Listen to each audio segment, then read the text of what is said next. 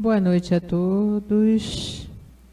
Vamos acalmando, tranquilizando a mente e o coração, respirando com tranquilidade, se elevando ao máximo, ao alto, a Deus, o nosso Pai maior, buscando a luz do nosso Mestre Jesus e nos aconchegando ao colo de Mãe Maria, que é a mãe de Jesus e de toda a humanidade. Caminhos. Os riachos que entrecortam as campinas, levando a vida em abundância aos irmãos ribeirinhos, age como nossas veias que irrigam o nosso corpo com o sangue.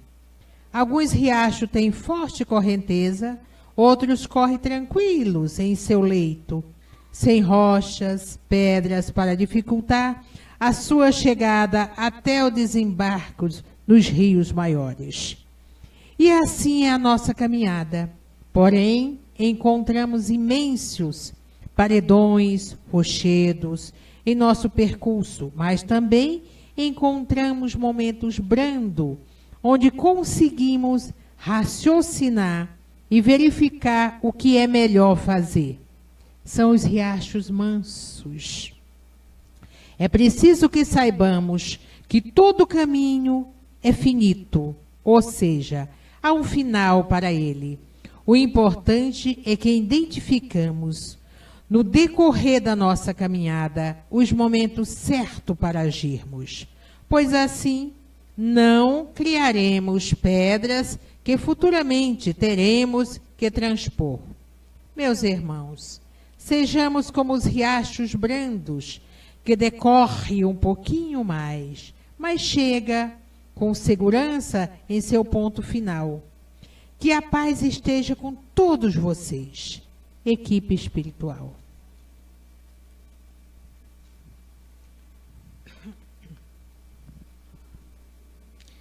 Ainda é tempo de voltar, ainda é tempo de recomeçar, ainda é tempo, ainda é tempo.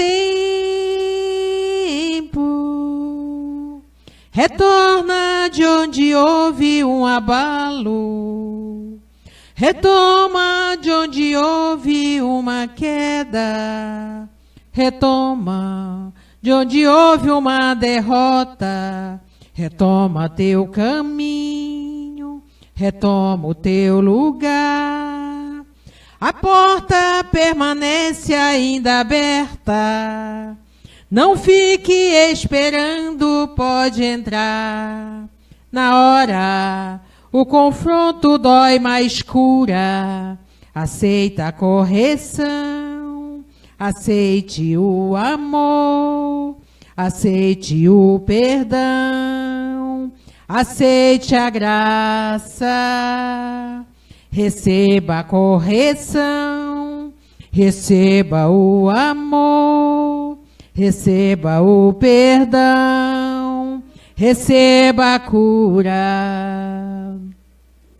Ainda é tempo de voltar, ainda é tempo de recomeçar, ainda é tempo,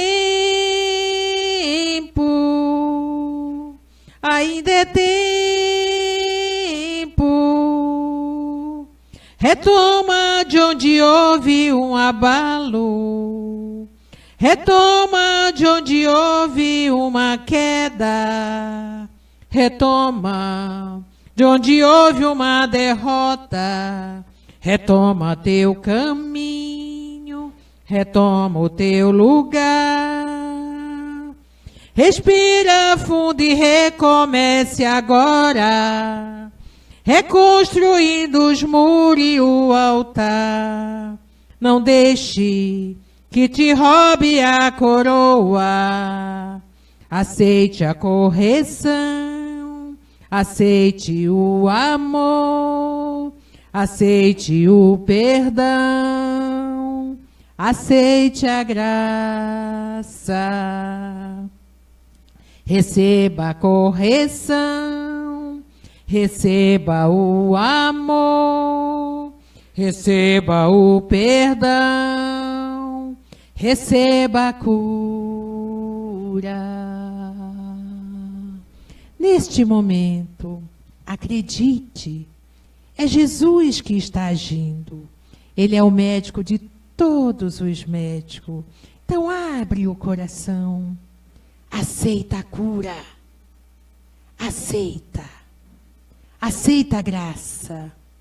É Ele que está aí, na tua frente, na minha frente. Sente a presença luminosa de Jesus e aceita o amparo da espiritualidade maior. E com esta mensagem, agradecendo os mensageiros do além, que aqui se faz presente, agradecendo a equipe espiritual e os mentores dessa casa, agradecendo a presença de todos que aqui estão, seja na carne ou no espírito, sejam todos bem-vindos. Damos por iniciado a reunião da noite. Que assim seja.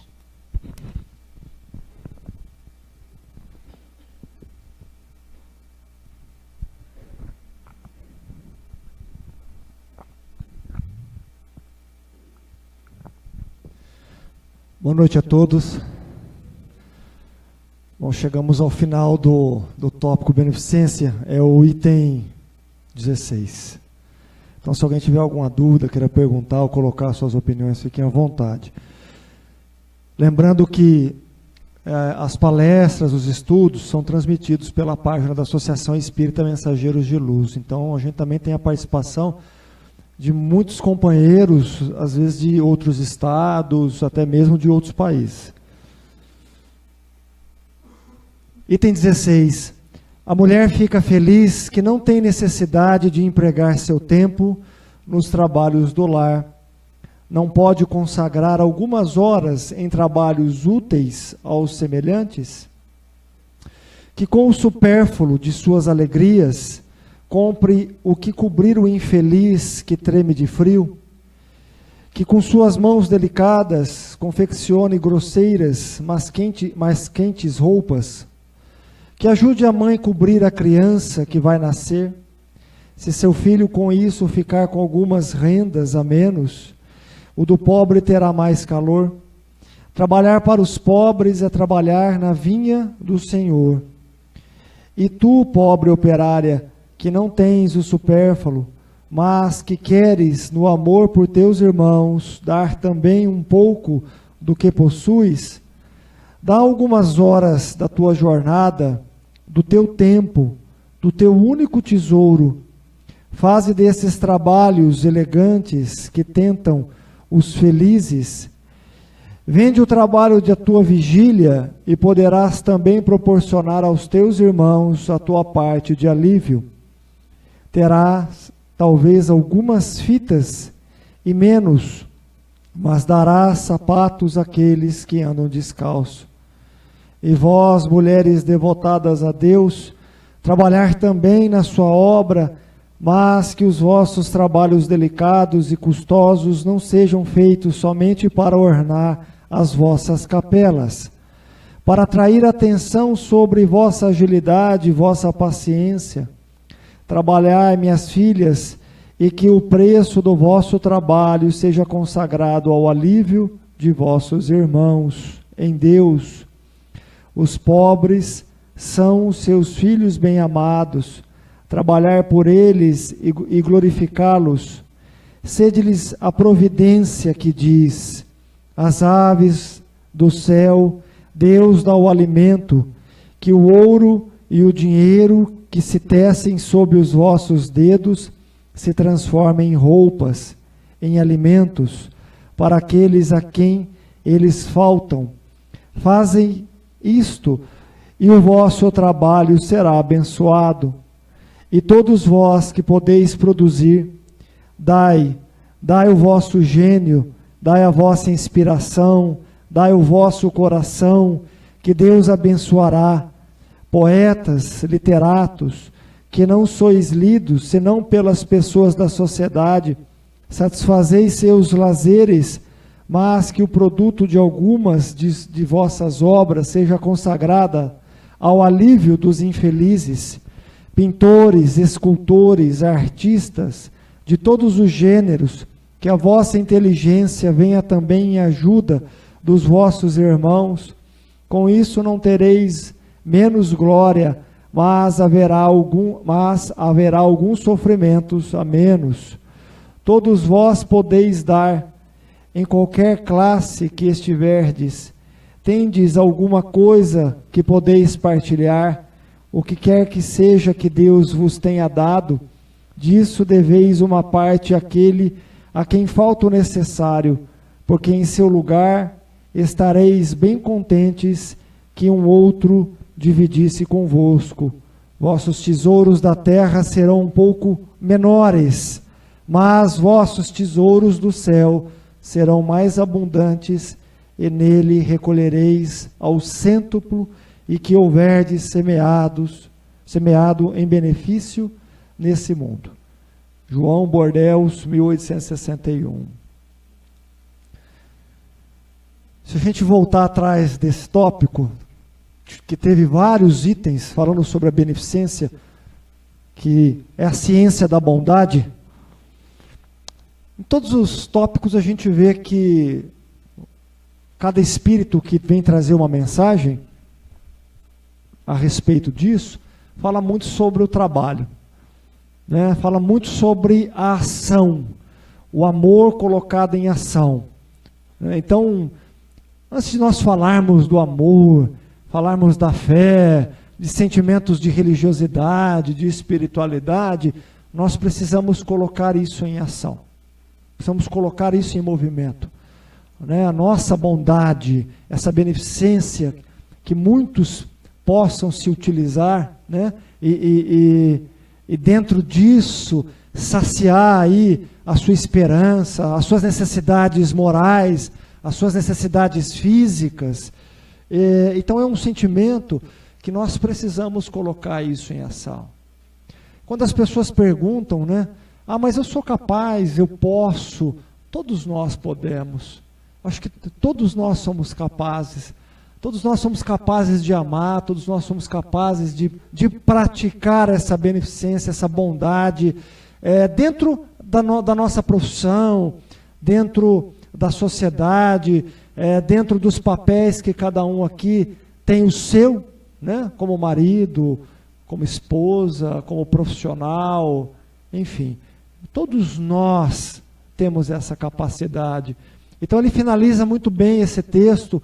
Quando ele fala das mulheres, ele fala da caridade material, ele fala da caridade moral, aquele que não tem condição de fazer a caridade material, mas que tem a condição de fazer a caridade moral.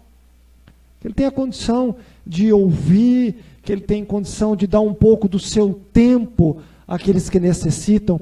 Eu estava conversando com um amigo hoje, e a gente tem um pequeno trabalho que nós realizamos na casa, que é um projeto, além de ser um projeto espiritual, é um projeto social, no qual a gente acaba angariando fundos, né? E algumas casas que a gente acaba visitando, a gente vê uma necessidade, às vezes não só espiritual, mas material, né? De poder ajudar no contexto de dar um certo conforto material. E aí a gente falou sobre Amigos do Bem. Eu não sei se vocês conhecem esse grupo. É um grupo que são frequentadores de um centro espírita chamado Perseverança, em São Paulo. É um grupo de empresários que eles fazem um trabalho social muito bonito no Nordeste. Além de eles construírem casas, eles conseguem levar água, poço artesiano, uma série de coisas. Eles ensinam a plantar, uma série, num ambiente completamente hostil. E eles já fazem isso há muito tempo. um grupo de empresários que tem a condição material, e eles vêm realizando esse projeto muito bonito, aliviando o sofrimento. E a história desse projeto, ele começou, um desses indivíduos estava fazendo um rally, né, no Nordeste, e o carro ali quebrou, e ele precisou pedir ajuda. E aí ele se viu num desses casebres, né, num ambiente completamente hostil, num casebre simples, e aonde ele foi pedir socorro. E ali ele foi tão bem amparado, tão consolado, né, e ele começou a pensar, bom, eu estou vindo ao estado desses indivíduos, né, a passeio, para me divertir, e vendo e ele se deparou com a miséria toda, e disse que aquilo tocou a alma dele. Tocou a alma dele, então ele reuniu um grupo de empresários, né, que chama Amigos do Bem, e começaram então a elaborar esse projeto social. Então, aqueles que têm condição de fazer algo na material, é extremamente importante, né? Divaldo conta uma história de Roberto Carlos, que a irmã Dulce, o Divaldo era muito amigo da irmã Dulce, né? Daquela freira que também tem um trabalho, começou com um trabalho social maravilhoso, né? Recolhendo os indigentes, os sofredores, aqueles que estavam adoentados. E aí ela pediu à Madre Superiora o galinheiro do lado para montar uma pequena enfermaria. E assim ela foi fazendo. E ela é conterrânea de Divaldo Franco, e o Divaldo eles conversavam muito, né? O Divaldo também com um projeto social chamado Mansão do Caminho, onde esse projeto ampara muitas pessoas. Se eu não me engano, são 5.000 crianças que são atendidas dentro desse projeto social do Divaldo. Então, ambos estavam em Salvador e fazendo um trabalho extremamente importante numa zona pobre de Salvador, muito pobre, né? Ela como freira na Igreja Católica e o Divaldo como espírita dentro do espiritismo. E o Divaldo conta uma história muito bonita, porque uma vez ele encontrou a irmã Dulce e ela estava desesperada, porque ela conseguiu montar um hospital, às duras penas, né? E o hospital passava por uma necessidade financeira muito grande. Diz que o Divaldo foi tocado por uma inspiração e disse assim: irmã Dulce, né, sinto que alguém muito especial vai ajudar, esse dinheiro vai vir. E aí que chegou no outro dia, ela ligou extremamente feliz a ele, e agradecendo a ele aquelas palavras, e disse a ele: olha, você não sabe de quem eu recebi uma enorme doação e que nos ajudou muito. Então ela falou do Roberto Carlos. Ele doou 2 milhões, né, para o hospital, e nos ajudou muito a sair do vermelho, das necessidades que a gente estava passando. E o Roberto Carlos também tem outras histórias com o Jerônimo, gigante deitado, que é aquele, o espírita que tinha várias doenças e dava palestra numa maca, né? Também foi pedir ao Roberto, e o Roberto ajudou muito, né? Por inspiração do Chico, o Chico falou: busque o Roberto Carlos. E o Roberto ajudou muito também o Jerônimo, o gigante deitado, que tinha uma creche. Então, a gente está comentando da caridade material, os benefícios que ela pode, né, nos dar, principalmente aqueles que sofrem na caridade material. A gente vê campanhas por o Hospital do Câncer em Barretos, às vezes artistas que doam seu cachê, enfim, outros no anonimato, não importa. O importante é que aqueles que têm condição, que façam de todo o coração, né? A gente pode saciar a fome, pode saciar uma série de necessidades físicas, né? Até mesmo no campo do remédio, pesquisa. Então, aqueles que têm condição, né, que possam fazer. Aqueles que não têm condição, que às vezes não têm nem o supérfluo, nem um pouco de supérfluo, o tempo, né, a dedicação do tempo, a irmã Dulce, como o Divaldo, como o Chico, todos eles acabaram se abstendo da questão do dinheiro, né? E todos eles deram o tempo. Esses indivíduos deram o tempo. Então, se você vê a vida da irmã Dulce, né, a dedicação dela, como a dedicação do Divaldo e do Chico, foi o tempo. Eles doaram o tempo, no qual eles podiam ofertar. Não tinham a parte material, mas tinham o tempo. Então, cada um tem a sua maneira. E aí, então, ele coloca também, né, pintores, escultores, artistas, enfim, aqueles que têm uma certa influência na sociedade, levantar uma bandeira, né, que a gente possa ajudar de alguma maneira o próximo. Então, a caridade, ela pode ser realizada de muitas maneiras, de várias formas. E a gente precisa colocar isso em ação. Eu sempre falo que, quando a gente pratica um ato fraternal, de solidariedade, seja de gentileza, quando a gente emprega o nosso tempo, né, e quando a gente sente a necessidade do outro, os maiores beneficiários sempre somos nós. Eu estava comentando com a Isabel, e às vezes a gente questiona, por que nós estamos reencarnados? Qual é a nossa missão? Na verdade, todos nós temos uma missão. Todos nós que estamos aqui temos uma missão, né? E a caridade que pede, às vezes, a renúncia, o sacrifício, a caridade em si, na verdade, é um exercício da alma. A gente precisa exercitar a nossa alma, a gente precisa exercitar a bondade, porque, afinal de contas, todos nós estamos aqui para despertar as nossas virtudes. A maioria das pessoas questionam, mas e no mundo espiritual, quando nós estamos lá? Nós não evoluímos? Nós não aprendemos? Sim, nós evoluímos, nós aprendemos. Mas quando nós estamos encarnados, e quando nós entrelaçamos, né, o nosso espírito, a matéria, a essa roupagem física, a gente perde muito a consciência, a essência espiritual. E, na verdade, o grande legado, o grande exercício é vencer os instintos da matéria. E quais seriam esses instintos? Por exemplo, o egoísmo, né? Pensarmos somente em nós, no nosso bem-estar, pensar somente no bem-estar da nossa família, vencer o orgulho, vencer a acomodação, a soberba, porque esses sentimentos, eles estão muito ligados ao instinto de preservação.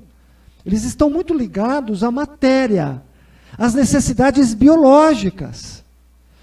Então, o grande legado, realmente, é você vencer isso. Esse é o grande exercício. De eu sair da minha dor, de eu sair somente da preocupação familiar, para também ter um olhar àqueles que sofrem. É muito importante isso. E isso é a caridade, porque quem é o nosso irmão? O nosso irmão só é a família. É claro que o laboratório, a família é um grande laboratório que faz com que todos nós possamos desenvolver o amor. Não temos dúvida disso. O primeiro ato de amor, o primeiro ato de beneficência, de bondade, ele começa sim com a família. Na verdade, ele começa conosco, né? No alto amor. Nós deveríamos nos amar muito, deveríamos usar toda a bondade para conosco, né? Nos perdoando, conhecendo os nossos limites, conhecendo as nossas imperfeições, para que, consequentemente, também possamos fazer isso ao outro. Então, o grande ato de bondade, ele sempre começa com a gente. E a família é esse núcleo. É o primeiro núcleo que a gente aprende a amar. Mas ele é o único? Não, ele não é o único, né? A gente vive em sociedade. Então, nós temos também que aprender a amar. Ele é a base. A família é a base. O primeiro processo de educação, desenvolvimento de caracteres da bondade, vem da família. vem da família. Né? O desenvolvimento da disciplina, do amor, do respeito, do trabalho, da esperança, do servir. Né? Esse seria o papel dos pais para com os filhos. Desenvolver os caracteres do homem de bem. É o que diz o Evangelho. O Evangelho segundo o Espiritismo tem um texto maravilhoso a respeito disso, que é o papel dos pais. Desenvolva nos seus filhos os caracteres da bondade, de amar ao próximo. Né? Se o seu filho ele tem um talento para música, que através da música ele possa ser um bom instrumento a Deus.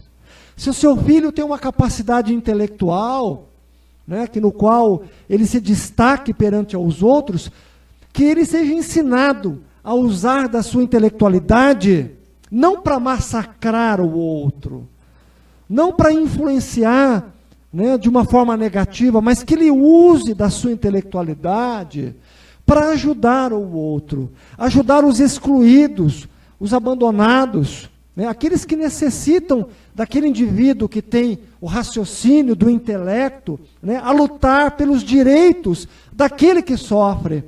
Se o seu filho tem o talento da justiça, do direito, que ele seja justo,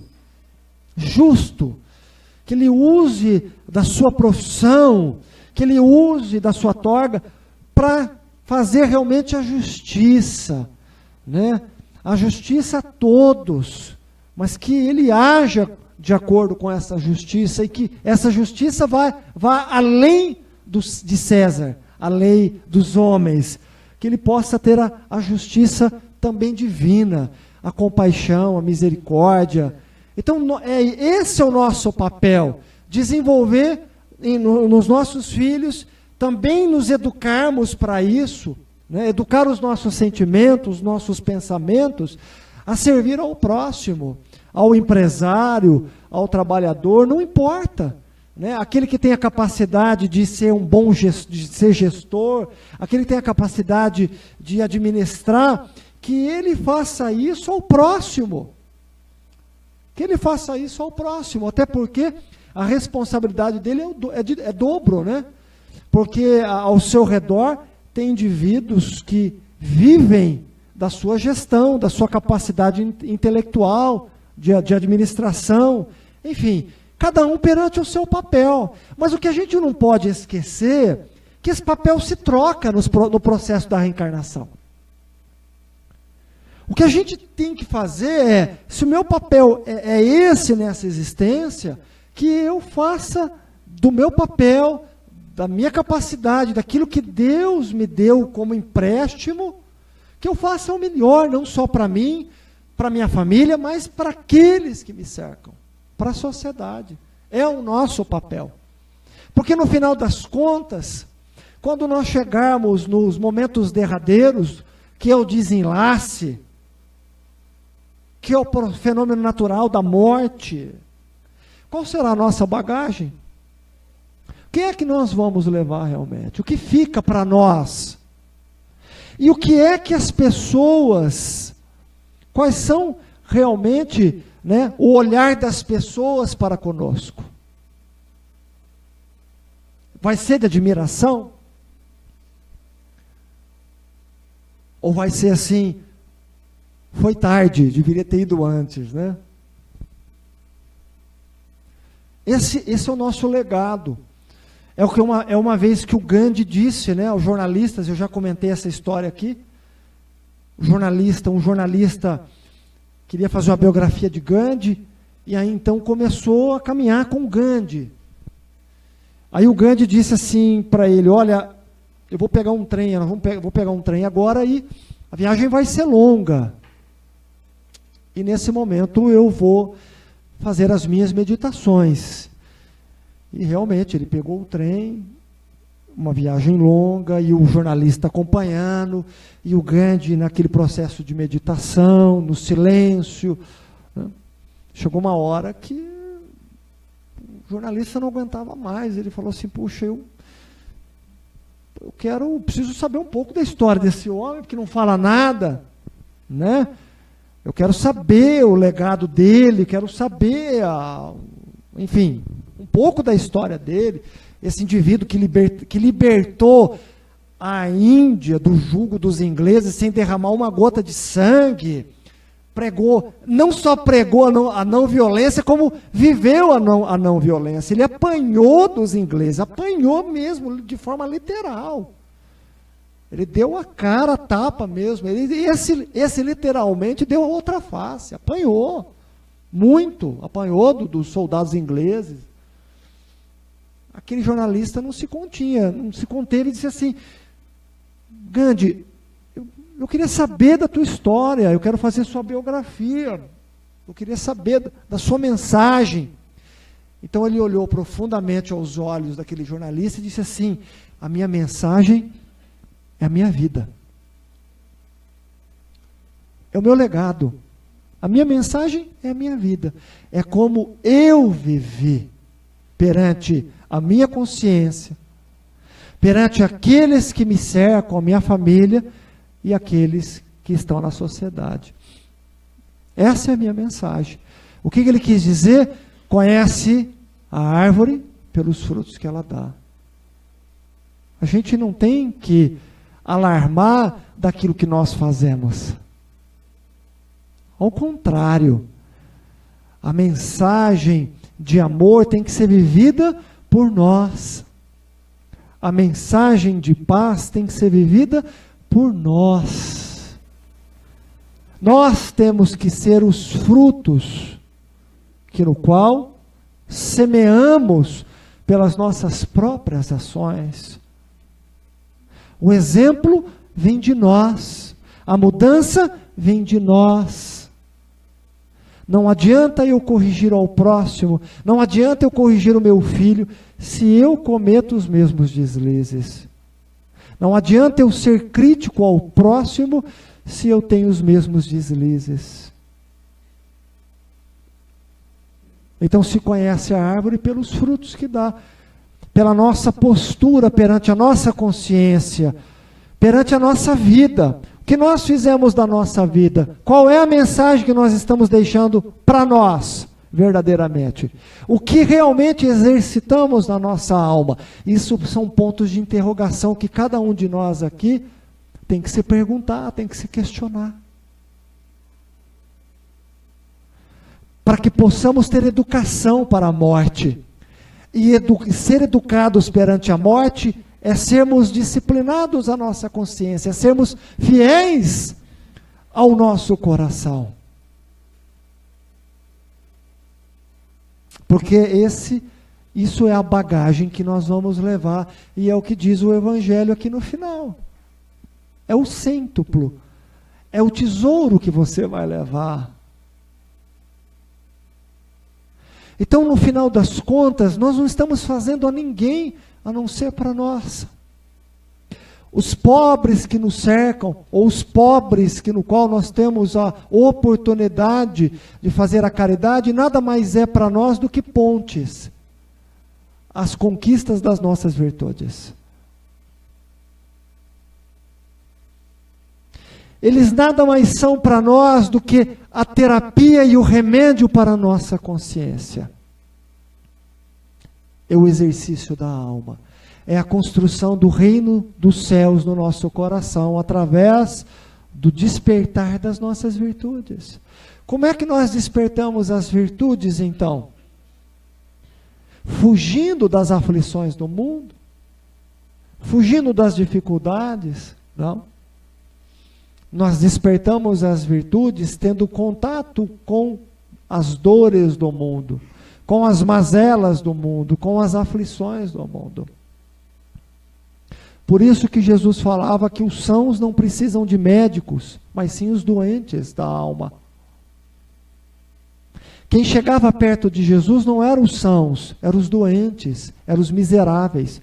Miseráveis em todos os sentidos. Miseráveis espiritualmente, e miseráveis, mesmo tendo posse, muitos eram miseráveis, eram pobres de espírito.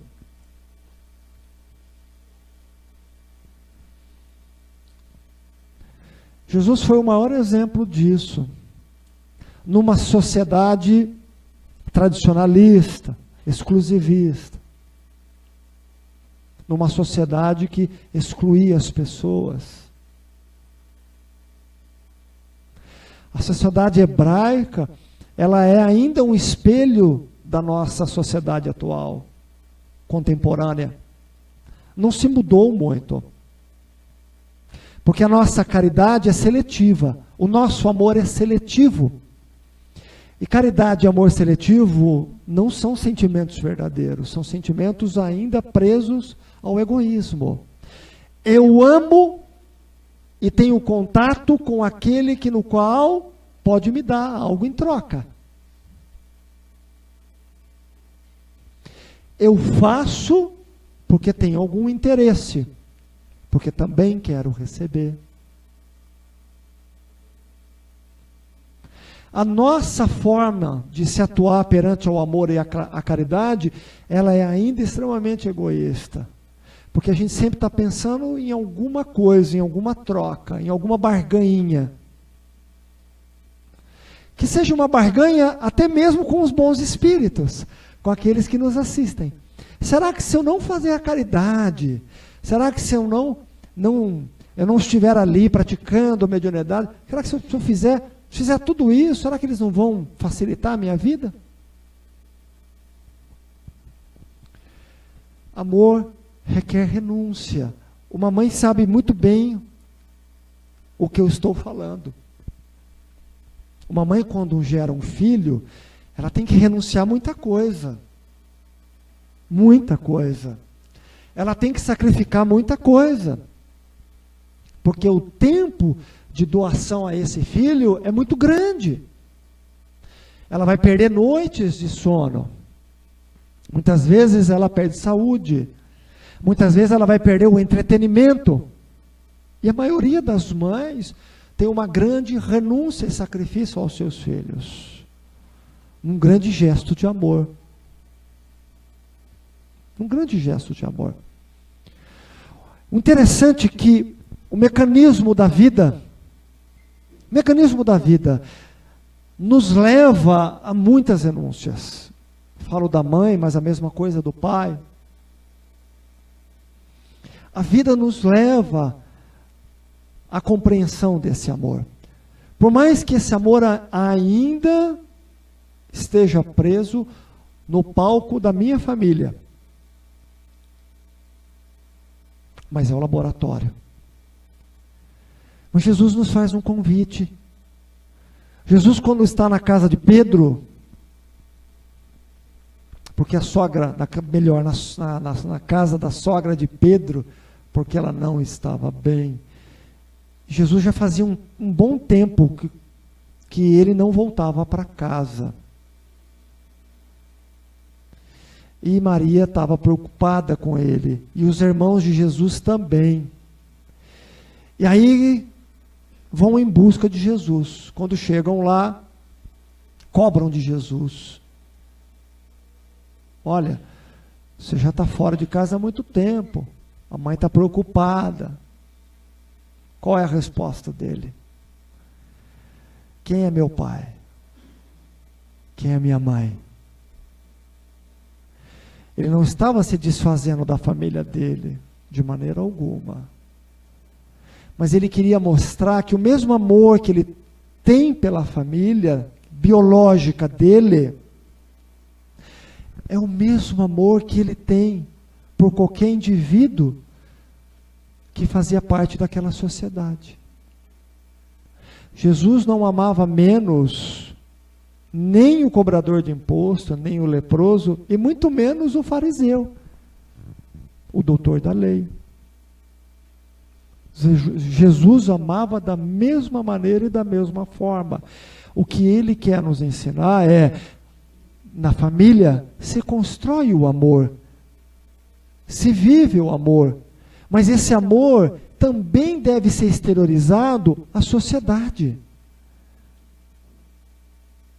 O mesmo amor que eu tenho pela família, pela minha esposa, pelo meu filho, é o mesmo amor que eu deveria ter e exercitar também à sociedade. Ter misericórdia, ter compaixão, ou pelo menos suportar os erros alheios, sem julgamento, sem condenação. Pelo menos isso. Já seria o suficiente se nós suportássemos uns aos outros. Até porque nem sempre na família, na maioria das vezes, né, na família, não se encontram somente os afins pela questão da simpatia. Na maioria das vezes nas famílias se encontram relações antipáticas para se estreitar os laços espirituais. Às vezes a gente tem um amor maior por um amigo do que pelo irmão. Isso é errado? Não, não é errado. É porque, na verdade, o amigo, você construiu esse amor provavelmente em existências passadas. Com o irmão no qual você tem uma questão antipática, ele veio na mesma família contigo para que você também estreite esse amor, para que você também vença o ódio, para que você vença a inimizade, para que você aprenda a amar. Mas a nossa postura diante da família tem que ser a mesma diante da sociedade. Porque se um filho que diz que foi amado, que os pais falaram que amaram, se um filho realmente disseram que amaram, orientaram e ensinaram a amar ao próximo, mas se um filho que sai do lar para viver na sociedade e ataca o seu próximo, é porque realmente ele não foi educado ao amor, ao próximo. Ele não foi educado ao amor. Ele não foi educado aos valores que são universal. Amor, gentileza, respeito independente da crença religiosa, independente da cor, independente da condição sexual. Porque a gente confunde educação de valores com educação de conhecimento. Aí os pais dizem, mas eu dei as melhores escolas. Mas a escola, que simboliza o Estado, ela não vai fazer o seu papel. O papel de educar os sentimentos do teu filho, de formar nele um cidadão de bem. Você formou um indivíduo apto às questões do conhecimento, que isso é o papel da escola, é escolarização, que é o conhecimento. Mas o papel de valores emocionais compete aos pais educar. Então, se esse filho sai do lar e agride ao próximo, isso é culpa dos pais. Isso faltou aos pais. Os valores espirituais, os valores morais. Que isso é responsabilidade nossa. E aí, independente da sua condição, independente da sua condição financeira. Então, a nossa responsabilidade perante o amor é muito grande. O amor não significa excesso de zelo. O amor educa, o amor exige, cobra, o amor ensina disciplina, o amor ensina o respeito. O amor ensina a pedir perdão e a perdoar. O amor ensina a se colocar no lugar do outro antes de você julgar. Isso é o amor. O amor não é complacente ou conveniente com o erro. Nunca.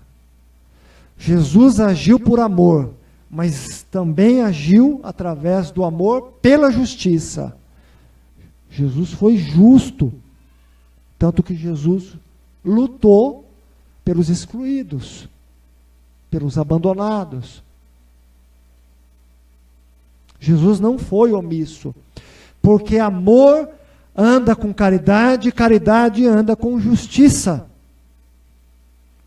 Porque se a gente não tiver amor verdadeiramente, nós não praticamos a caridade e não somos justos. Enquanto a gente vê um ato falho de injustiça na nossa sociedade, nós estamos sendo complacentes e omissos diante da justiça de Deus. Que a justiça de Deus se faz através do amor, da caridade, e aí então se realiza a justiça. Se houver um ato de injustiça, de alguém sendo excluído, enxotado, e eu me calar diante disso, eu estou sendo omisso. Não nos esquecemos do bom samaritano, do indivíduo que estava caído, jogado.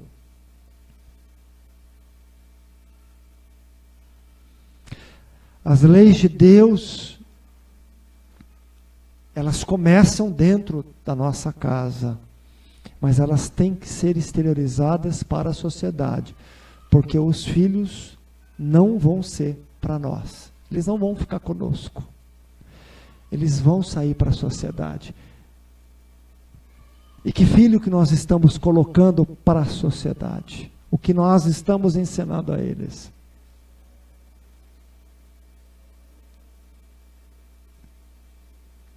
Alguém quer perguntar ou colocar alguma coisa? Fiquem à vontade.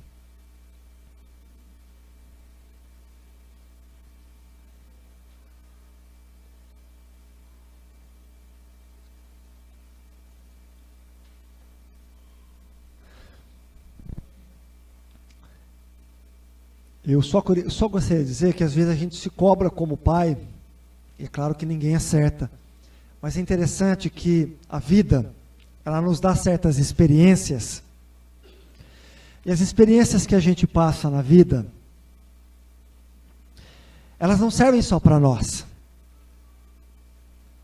elas servem também para os outros.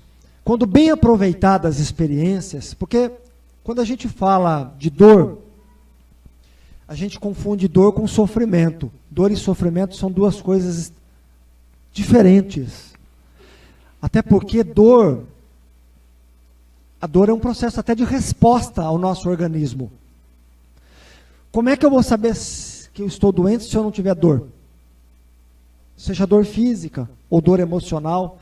Como é que eu vou saber que eu estou num processo de depressão se eu não sentir dor emocional? Então a dor, ela é muito diferente de sofrimento. Por quê? Porque nós estamos revestidos, nós estamos presos a um corpo físico, que é o corpo da dor, segundo os espíritos. Os espíritos dizem que o corpo físico é o corpo da dor. Por quê? Porque todo processo de experiência que requer mudança gera dor. Você tem que se adequar a uma nova realidade. Por exemplo, vai fazer dieta. É difícil, vai gerar dor. Vai fazer musculação. É difícil, vai gerar dor, mas vai se adequar. Vai perdoar. É difícil, vai gerar dor. Mas vai se adequar. Então, dor é resposta para o campo físico, dor é resposta para o campo emocional, e dor é resposta para o campo espiritual. Dor é resposta. Dor é resposta de que você está exercitando. Por exemplo, você começa a se condicionar fisicamente. Hoje você faz 10 flexão de braço. Para chegar na 10ª, os braços chegam o quê? Tremer. Não é isso? Na próxima, você consegue suplantar a 10ª e chega a 12ª. Mas quando chegou a 12ª, os braços estremecem. O que quer dizer isso, a dor, para você nesse sentido? Quer dizer que você está se condicionando fisicamente cada vez mais. No campo emocional, a mesma coisa. Quando você tem a resposta, eu preciso perdoar, e você se esforça para fazer uma oração a Deus, para pedir perdão, você se esforça a Deus que te dê o perdão, você se esforça para ter uma imagem, para conseguir pensar naquele sujeito, você está se esforçando. Espiritualmente é a mesma coisa. É dor-resposta. E aí onde entra o sofrimento? A dor é inevitável, pessoal. A dor todos nós vamos ter. A gente vence pelo processo da dor. A gente tem que acordar de manhã, não estando bem, mas acorda vencendo o processo da dor.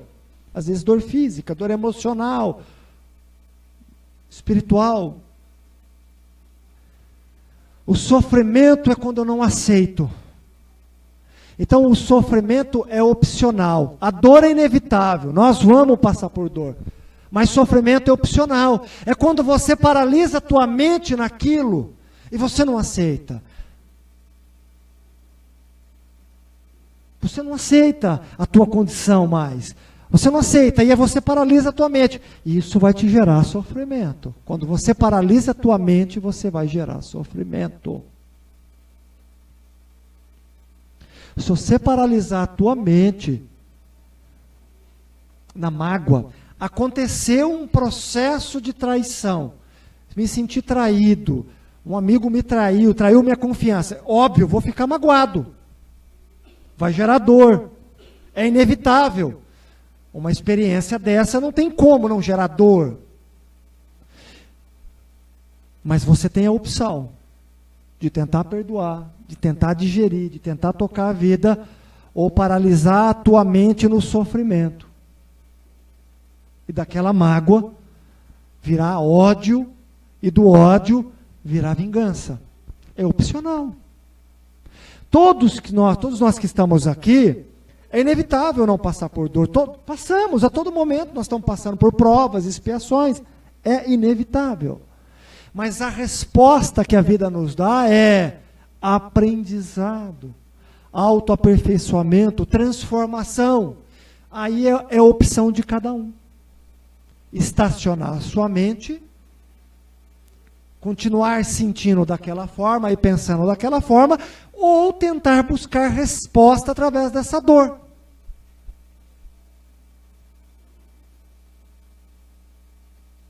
Tentar buscar. Eu vou buscar. Ah, está doendo. Ótimo, está doendo, está machucando, mas eu vou buscar. Eu vou buscar. Eu vou buscar resposta. Eu vou buscar para eu entender essa dor. Aí, quando você entende a dor, o que acontece?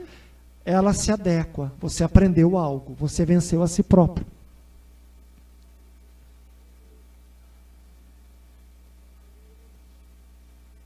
Mas aí vocês vão dizer, como todo mundo diz, e como eu também costumo falar, ah, mas não foi eu que criei.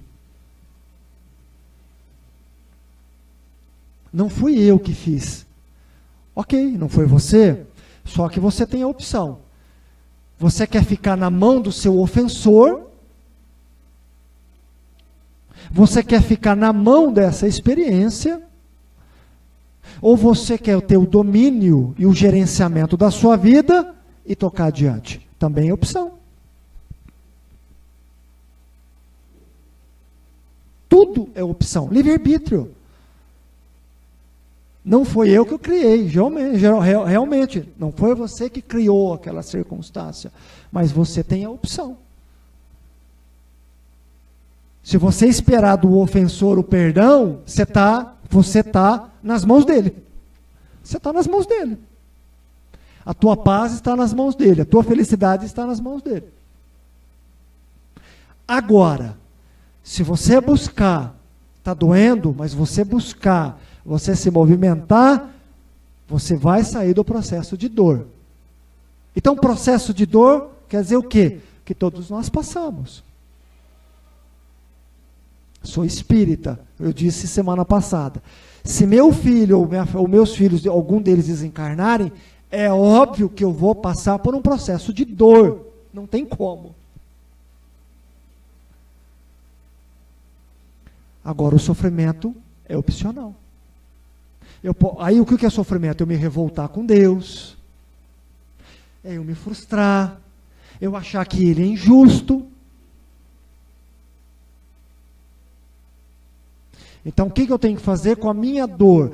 Eu tenho que me movimentar, eu tenho que trabalhar, eu tenho que buscar, eu tenho que pedir, eu tenho que bater, eu tenho que buscar, eu tenho que entender ela para que ela fique em conformidade, para que eu entenda e cresça através do processo de dor. Uma mudança de emprego gera dor. Um emprego para outro emprego muda, gera dor. É normal. Então tudo é dor. Agora, a dor não está ligada a sofrimento. Dor não está ligada a sofrimento. Por isso que nós precisamos desenvolver o que em nós? Inteligência espiritual, inteligência emocional, autoconhecimento, para que a gente saiba lidar com as dores da vida. Foi o que Jesus ensinou. Vocês acham que Jesus não teve aflição, pessoal? Jesus encarnou num corpo biológico, um corpo de dor.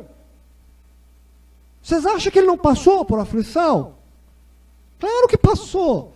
Mas ele nos ensinou. Ele então nos ensinou como suportar as dores do mundo. De que maneira a gente deve suportar as dores do mundo? Através da bondade, através do alto amor, através da fé, através da caridade, através da oração, de bons hábitos. Cada um vai encontrar um caminho. O caminho, cada um faz o seu. Cada um constrói o seu. Ele não é único. Eles são vários. Existem vários caminhos. Jesus disse, eu venci o mundo. Gente, vocês acham que ele não sentiu dor no processo de tortura que ele teve? Foi torturado. Ele teve que ter uma força gigantesca ainda para carregar a cruz. Eu estava lendo, segundo um artigo científico publicado em 1986, fala até o nome da revista, mas agora não vou lembrar. Como é Quaresma agora, eu vi esse artigo, me interessei, comecei a ver. Então, um cientista, junto com estudiosos da época, historiadores e tudo mais, eles começaram a ver as práticas que eram de tortura, que eram comum. E segundo o chicote era de couro, em volta da ponta do chicote tinha um osso, uma bola de osso, no qual saíam pequenas navalhas. Então, quando batia e puxava, rasgava completamente a carne.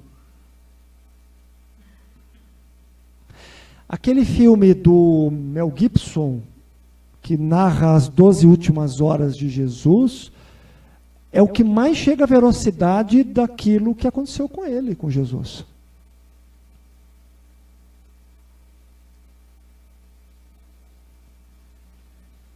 Então foi traído, foi negado, torturado, sofreu pressão psicológica de Pilatos, sofreu pressão psicológica dos fariseus,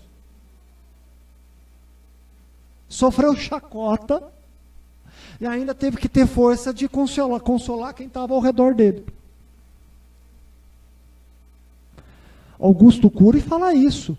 Augusto Cury tem 5 livros que vale a pena ler, à luz da psiquiatria, que ele analisa a parte psicológica e emocional de Jesus. Mestre da bondade, o último é mestre dos mestres, mestre do amor, enfim, que vale a pena ler. Então ele analisa a inteligência emocional e espiritual de Jesus.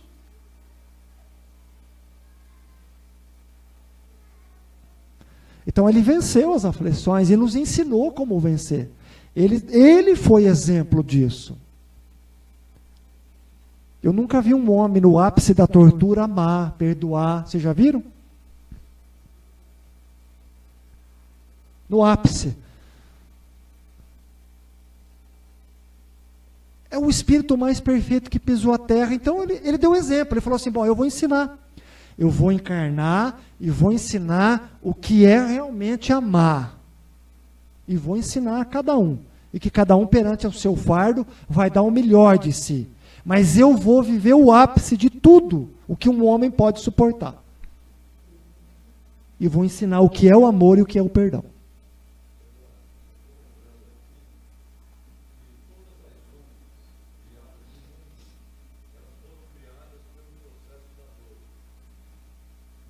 Também.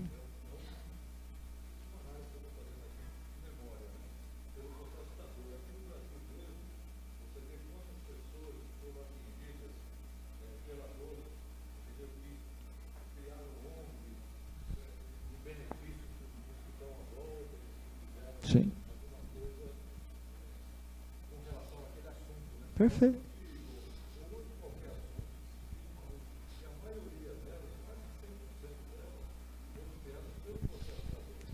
E diria que não só as ONGs e instituições, diria também pesquisas científicas.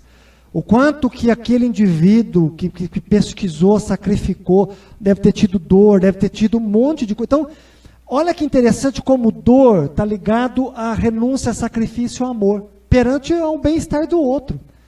Nós, seu Wagner, nós somos criados, e o mecanismo que a vida nos propõe nos leva ao amor. Se você pensar, é o que o senhor falou. Todas as conquistas no campo religioso, filosófico, científico, teve muita dor, teve muito sacrifício. Teve muito sacrifício.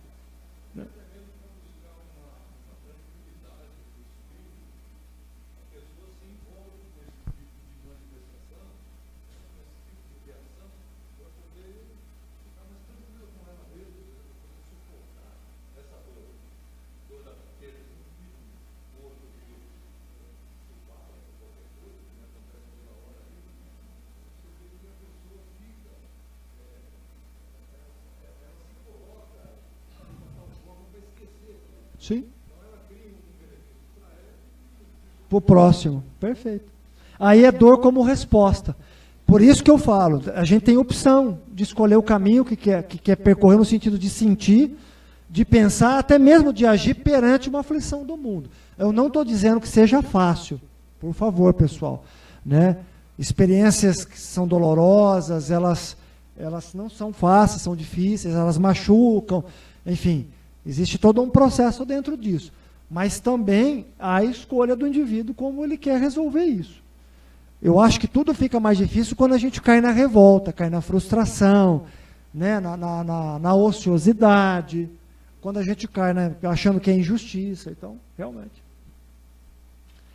A caridade tem inúmeros benefícios. Inúmeros benefícios. A prática do amor e da caridade tem inúmeros benefícios. E é o que o senhor falou. Eu me lembro, só para a gente finalizar, eu lembro de um senhor, eu acho que ele deve ser japonês.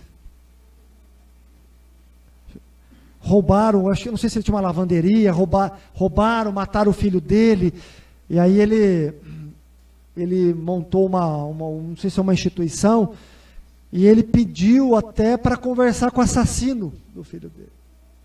Então, diz que ele falou que não tinha, ele tinha dois caminhos. Ele ouviu uma entrevista dele que ele falou assim, eu tinha dois caminhos. Ou eu perdoava, ou eu me afundava no meu ódio. Né? E eu acho que como ele era praticante do budismo, eu acho que a religião acabou ajudando ele no processo de perdão e até criar uma instituição, como o senhor falou. Né? Então, é uma escolha, né? E aí compete a cada um de nós escolher o caminho que quer percorrer. Isso é livre-arbítrio também. Mas o amor tem inúmeros benefícios. E aí você encontra a resposta nesses benefícios, né? De dor, enfim.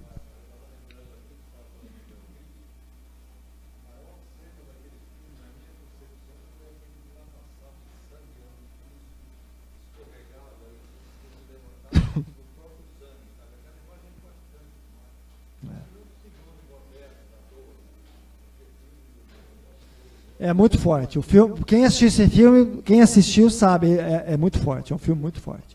Mas ele tentou ser o mais fiel possível das 12 últimas horas de Jesus.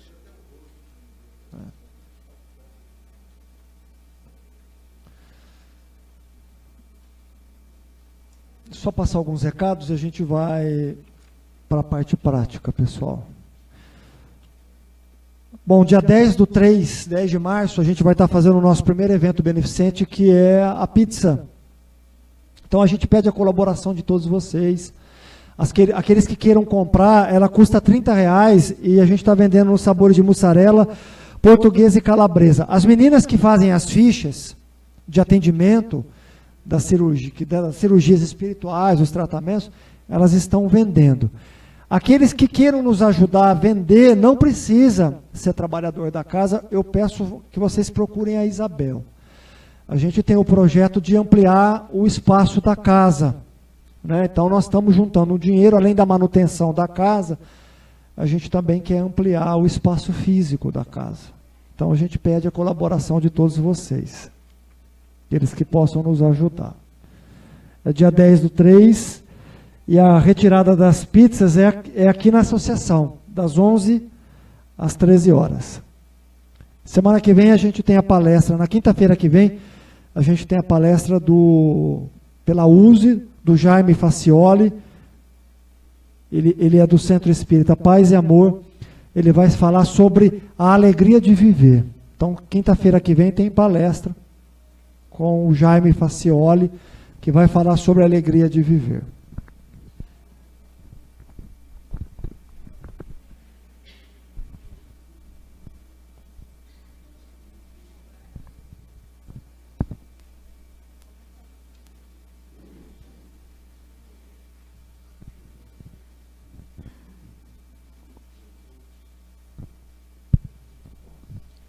Por favor, cantamos juntos.